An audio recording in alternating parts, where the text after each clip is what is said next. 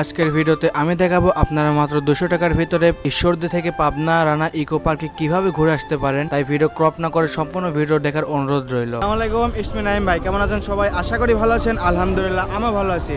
তো আপনারা অনেকেই জানেন যে আমরা অল্প টাকার ভিতরে বিভিন্ন জায়গায় ট্যুর দেওয়ার চেষ্টা করি। তারই পরিপ্রেক্ষিতে আজকে আবার নতুন একটা জায়গায় ট্যুর দেওয়ার চেষ্টা করতেছি। বাট এটা হলো আমাদের পাবনা জেলার ভিতরেই যাব। ইনশাআল্লাহ আবার পরশুদিন একটা ট্যুর প্ল্যান আছে, আপনারা ভিডিও দেখতে পারবেন। তো আজকে আমরা মূলত যাবো পাবনা রানা ইকো পার্কে। আজকের চ্যালেঞ্জ মূলত আমরা 200 টাকায় কমপ্লিট করবো ঈশ্বরদী থেকে। আমি কিন্তু একা না, আমার সাথে আরো 3টা পাবলিক অ্যাড হবে। সোহান, আপনারা তাকে চেনেন, ছোট ভাই। আর শিশির এখনো আসে নাই, শিশির আসতেছে।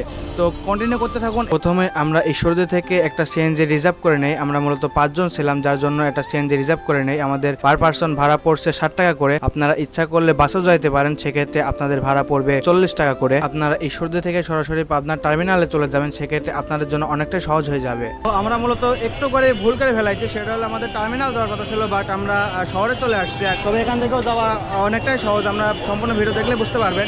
তো কন্টিনিউ করতে থাকুন। তো আমরা এখান থেকে একটা রিক্সা নিয়ে নেই, আমাদের পার পার্সন ভাড়া পড়ে 20 টাকা করে। অবশেষে আমি অলরেডি চলে আসছি রানা পার্কের সামনে।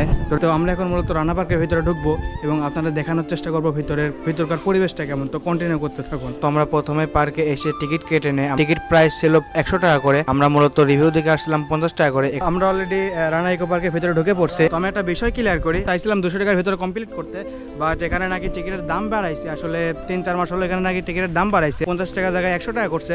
তো আপনারা 200 টাকা আর কি কভার হবে না, আপনারা 300 টাকা লাগবে। তো 300 টাকা হলে আপনারা ঈশ্বরদী থেকে রানা ইকো পার্ক অনেক সুন্দরভাবে ঘুরে যাইতে পারেন। আমি বর্তমানে আছি রানা ইকো পার্কের ভিতরে। চলুন ভিতরকার সম্পূর্ণ পরিবেশ আপনাদের মাঝে শেয়ার করি এবং ঘুরে ঘুরে দেখাই। আমি ফার্স্ট টাইম রানা ইকো পার্কে আসছি। তো সাথে মিটন ভাই। মিটন ভাই কি অবস্থা? সেই অবস্থা ভাইয়া, আসলে মিটন ভাই অনেক ভালো বিনোদন দিতে পারে। ভাই কেমন লাগতেছে তোমার এখানে ঘুরে? হ্যাভি লাগতেছে। আসছো কি এর আগে আইসে যে শিশের সাথে আইসি বললাম তো। তো এখনো কি কিছু দেখতে পারছো এখানে উল্টা পাল্টা কিছু? না ভাইয়া, রোজা রমজানের দিন কি বলে?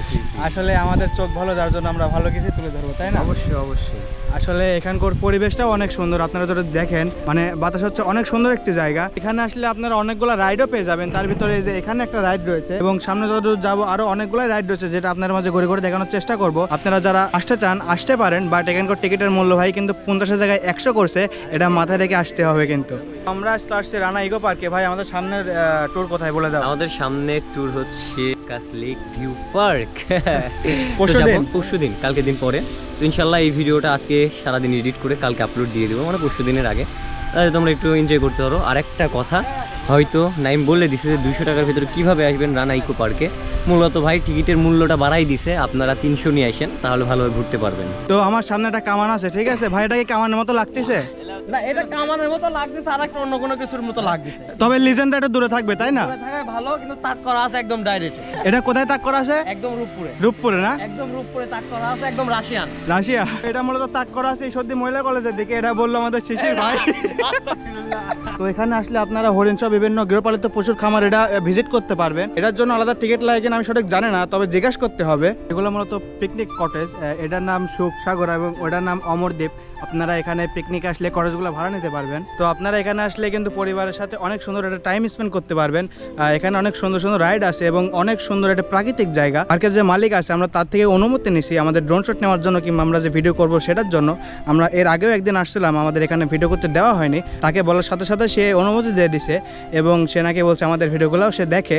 যাক, আলহামদুলিল্লাহ। তো পার্কটা মোটামুটি অনেক বড়, আপনারা আসলে বুঝতে পারবেন। ভিডিওতে আর কতটুকু দেখাইতে পারবো। তো এখানে কিন্তু অনেকগুলো রাইডও রয়েছে, তার ভিতরে যেটা ঘোড়া রাইড এবং এই নাগরদোলনা এবং নক, এটা কিন্তু সচরাচর সব জায়গাতেই দেখা যায়। তারপরেও ওইদিকে আরো অনেকগুলো রাইড রয়েছে, যেগুলো আমি ঘুরে ঘুরে দেখানোর চেষ্টা করলাম। আমরা পাখির চোখে রানা ইকো পার্ক দেখে আসি।